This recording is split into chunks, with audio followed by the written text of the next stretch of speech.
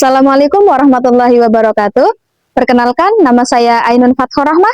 Saya adalah guru PAI di SMP Ma'arif Karanggedang, sekaligus mahasiswa PPG dalam jabatan batch 3 tahun 2025 program studi PAI di LPTK UIN Salatiga dengan nomor induk mahasiswa 27030251025. Pada kesempatan kali ini, saya akan melaksanakan praktik pembelajaran uji kinerja pada kelas 9 dengan materi Etika Komunikasi Islami. Selamat menyaksikan. Sekian dari saya. Wassalamualaikum warahmatullahi wabarakatuh. Assalamualaikum warahmatullahi wabarakatuh.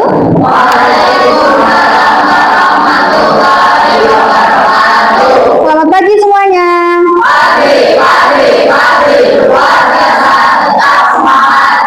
Hari ini sehat? Alhamdulillah. Hari ini bahagia? Baik, kita ketemu lagi di pelajaran PAI. Sebelumnya kita awali dulu dengan berdoa. Silakan ketua kelas untuk menyiapkan berdoa. Siap, berdoa mulai.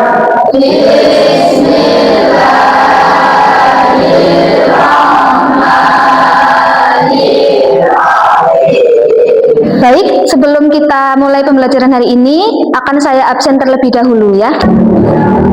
Adinda Kirania, Ina Hadiana, apakah kalian sudah siap untuk belajar? Nah, coba sebelum pelajaran dimulai, dicek dulu sekitar kalian ada sampah apa enggak. Kalau ada sampah, silakan diambil, dibuang ke tempat sampah. Nggak ada ya? Untuk mencerminkan rasa nasionalisme dan patriotisme kita, marilah kita awali pembelajaran pada pagi hari ini dengan menyanyikan lagu Indonesia Raya. Silakan semuanya berdiri. Masih semangat untuk belajar hari ini? Kalau gitu saya akan cek semangat kalian dengan ice breaking sebentar. Semangat luar biasa. Oke. Baik anak-anakku semua, minggu kemarin materi kita sudah sampai mana ya? Ada yang masih ingat? Iya, betul sekali, sampai etika pergaulan. Nah, ada yang bisa kasih contoh? Gimana Mas? Menghormati orang lain, berarti itu termasuk etika kepada orang yang lebih tua atau lebih muda? Orang yang lebih tua. Oke, pada hari ini kita akan belajar tentang etika komunikasi dalam Islam. Kita pasti melakukan komunikasi. Karena apa? Komunikasi itu penting dalam kehidupan. Hidup tanpa komunikasi itu tidak mungkin. Mas, guru pengen tanya, pernah nggak kalian merasa sakit hati atau tersinggung dengan ucapan orang lain? Pernah? Atau mungkin kalian pernah nggak secara nggak sengaja menyakiti perasaan orang lain dengan kata-kata kalian? Pernah? Enggak. Mengapa Islam sangat menekankan adab dalam berbicara? Agar tidak menyakiti hati orang lain, perasaan orang lain. Lah, memangnya akibatnya apa jika seseorang itu terbiasa berbicara kasar atau menyebarkan fitnah? Ada yang bisa menjawab? Akibatnya apa? Gimana? Mendapatkan dosa. Baik anak-anakku, tujuan pembelajaran kita pada pagi hari ini, jadi melalui model pembelajaran problem based learning atau pembelajaran berbasis masalah, peserta didik itu mampu pertama mengidentifikasi ayat atau hadis tentang adab berbicara dengan benar. Yang kedua, menjelaskan konsep etika berkomunikasi Islami berdasarkan Al-Quran dan hadis dengan benar. Yang ketiga, ini kalian diharapkan mampu menerapkan sikap santun, jujur, dan bijak dalam berbicara ketika menyampaikan pendapat dengan baik. Dalam kehidupan sehari-hari, kesalahpahaman sering terjadi ketika kita melakukan komunikasi dengan orang lain. Kesalahpahaman itu bisa terjadi karena beda pendapat, beda penafsiran, beda pemahaman, ya. Dan apabila kesalahpahaman itu dibiarkan, maka akan menjadi masalah, akan menjadi konflik yang berkepanjangan. Oleh karena itu, kalian harus memahami dan menguasai etika komunikasi baik secara langsung maupun komunikasi di media sosial sesuai dengan ajaran Islam. Nah, Sebelum kita membahas lebih lanjut, di sini Bu Guru juga akan menampilkan video, ya. Silakan videonya ditonton. Kira-kira apa sih isi video tersebut? Halo semua, hari ini kita akan membahas hal yang tak terpisahkan dari kehidupan sosial manusia, yaitu komunikasi. Komunikasi yang dimaksud adalah komunikasi yang islami, yaitu komunikasi berakhlak al-karimah atau beretika. Dalam etika komunikasi Islam, ada 6 prinsip gaya bicara atau pembicaraan. Ternyata etika berkomunikasi itu ada 6 ya. Tadi saat berbicara dengan orang lain ada yang harus berkatanya santun, dengan baik, tidak boleh memotong pembicaraan orang lain, kan begitu. Oke, untuk kegiatan selanjutnya, Bu Guru di sini sudah menyediakan LKPD, lembar kerja peserta didik. Jadi nanti kalian akan Bu Guru jadikan 4 kelompok ya. Kalian mendiskusikan LKPD ini.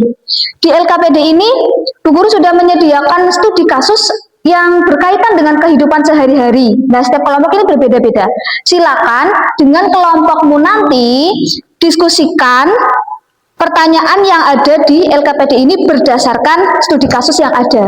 Kalian boleh memanfaatkan Chromebook, memanfaatkan buku paket yang sudah kalian miliki untuk mencari referensi. Nah, nanti jawabannya boleh kalian tulis di kertas ini di belakang kalau nggak muat. Begitu ya. Sekarang kita bagi dulu kelompoknya, berhitung 1 sampai 4 mulai dari sini. 2, 3, 4, 3, 4, Berarti 2, 3, 1. Oke, silakan yang merasa angkanya sama, 1 dengan 1, 2 dengan 2, mengelompok ya. Kelompok 1 di sini, kelompok 2 di belakangnya, kelompok 3 di sini, kelompok 4 di belakangnya. Silakan kalian berkelompok dulu.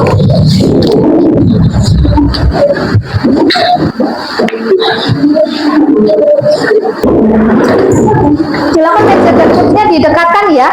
Kelompok 1, kelompok 2, 3, 4.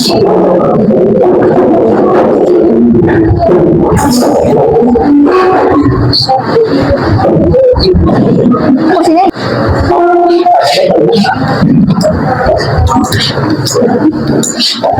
sudah bergabung dengan kelompoknya masing-masing. Kelompok ini untuk mencari jawabannya ya, sambil berdiskusi sambil mencari jawabannya. Ini saya bagi dulu. Ini kelompok 2. Kelompok berapa? 3. Terus ini kelompok 4. Nah,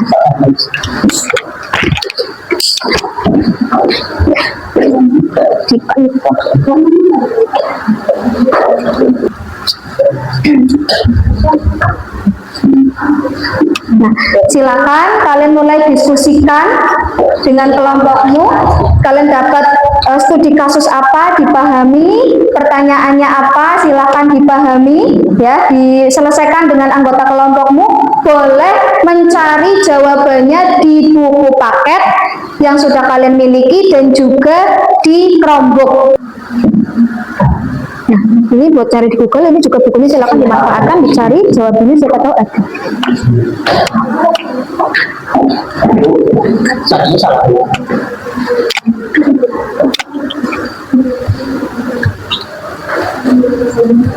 Sampai. Nah, silakan dicari di situ. Bisa?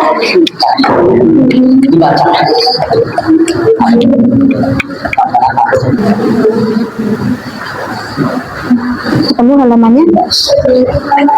Halaman berapa?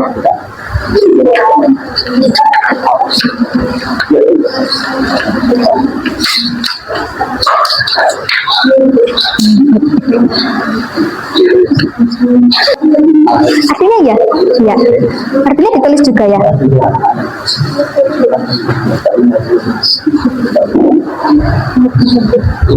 Berkata berkata dia. Ada yang lebih panjang loh. Ya ini. Yang ini. Ini syarat.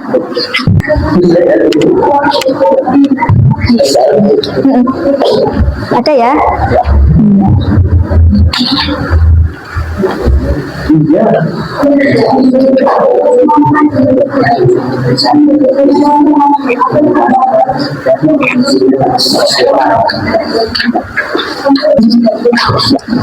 Larangan berkata kotor. Kalau yang sebelah sini kasusnya tentang apa? Tentang larangan mengejek.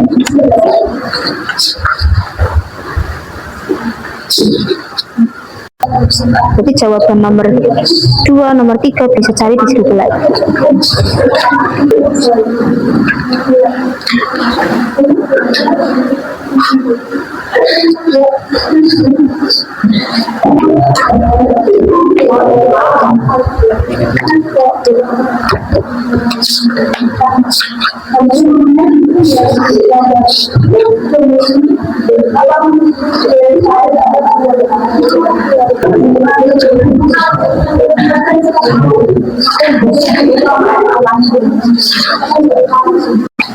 Yang lain bisa membantu jawab nomor 2 atau nomor 3. Nah, dengan bahasa kalian sendiri aja nggak apa-apa. Terus bagi korban yang digosipkan itu apa? Akibatnya? Dijauhi ya, dijauhi teman, padahal gosip itu kan gosip nggak benar ya. Terus mengejek bagi pelakunya, bagi pelaku yang mengejek itu dampaknya apa? Jadi terus coba yang nomor 3, bagaimana cara menyelesaikan masalah biar tidak mengejek? Cara menyelesaikan masalahnya itu bagaimana biar tidak terjadi ejek-ejekan dengan teman? Harus saling menghormati, harus saling menghargai. Apa tadi yang apa? Tidak mempunyai teman itu berarti dampak bagi korbannya ya, bagi korban yang diejek, bagi pelakunya juga. Bagi pelaku yang mengejek itu dampaknya apa?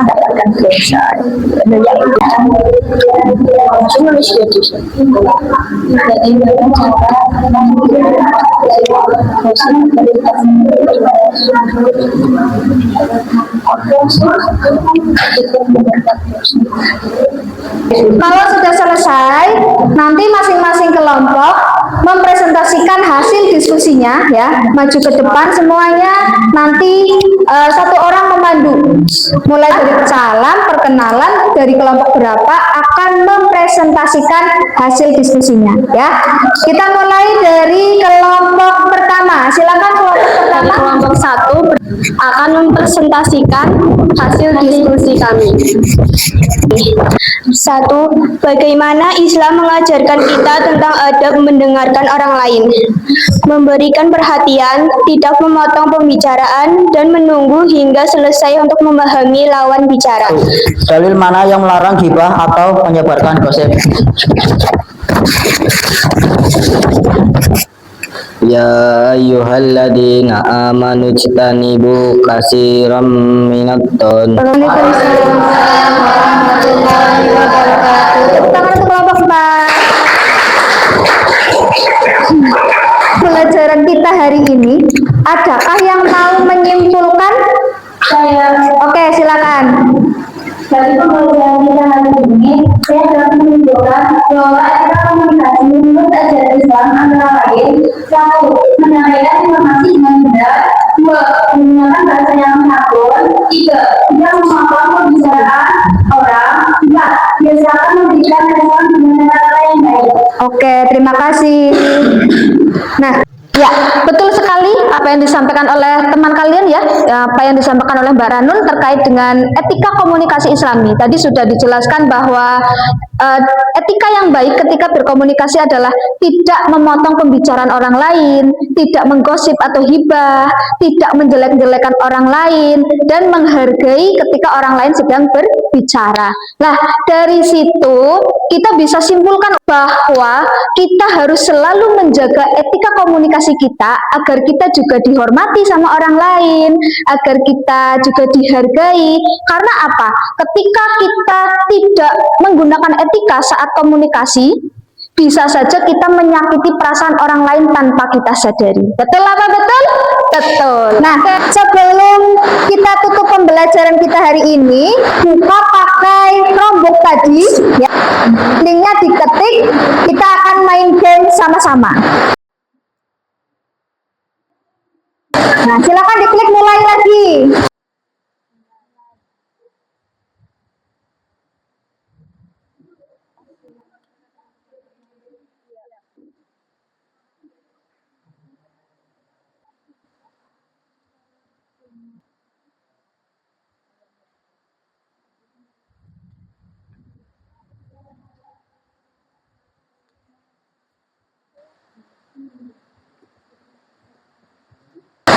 Nah, peringkat berapa? 3. Oke, bagus ya, luar biasa.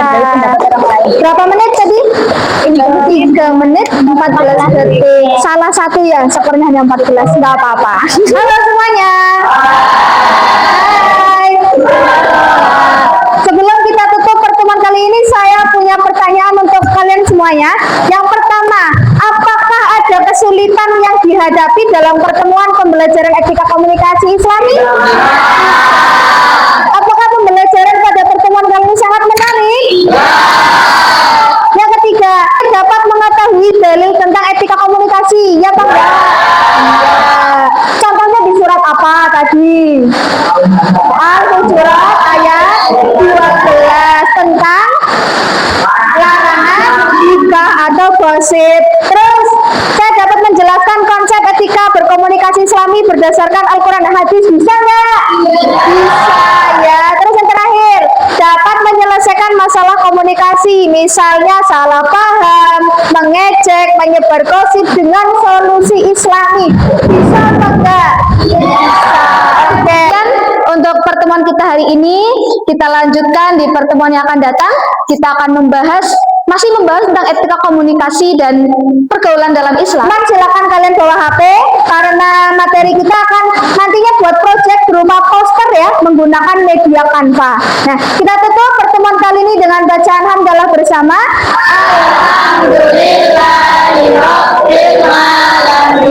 Sekian dari saya, kurang lebihnya mohon maaf. Wassalamualaikum warahmatullahi wabarakatuh. Waalaikumsalam warahmatullahi wabarakatuh.